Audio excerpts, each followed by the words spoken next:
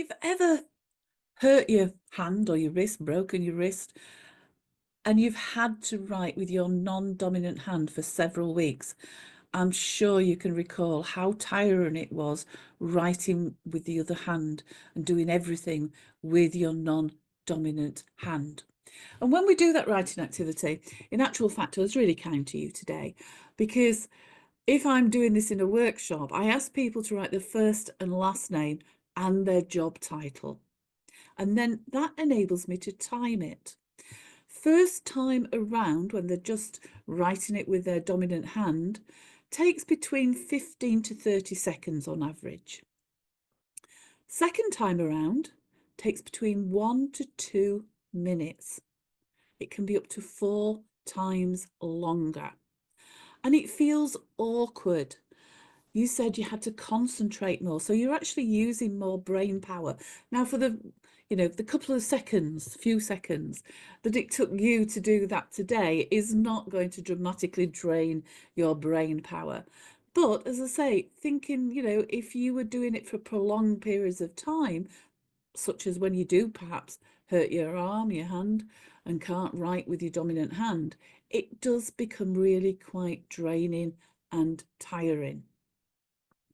Also, the outcome's not usually, for most people, quite as good, and one or two of you have kind of said that the outcome wasn't as good.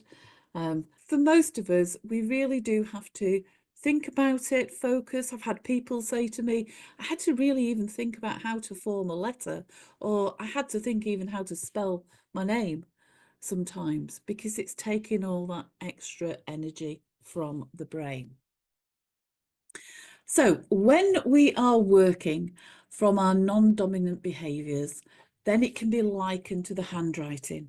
We all experienced it. We know how unnatural it felt, how much longer it took, how much more concentration. And as I said at the time, just for the sake of writing your first and last name is not going to be too horrific. But again, it's thinking about if we are writing, or the equivalent of writing with our wrong hand for prolonged periods of time, then that's when it can start to have consequences. And it's, there are now a number of people who are in jobs that are actually nothing like the job that they first applied for. Now, I have worked over the years with library staff, and more recently, I'm very much aware about railway staff.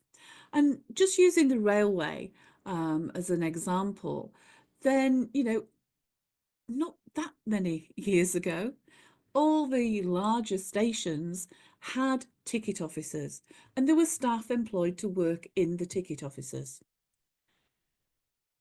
Those ticket officers have disappeared, and the staff are now re-employed out on the concourse.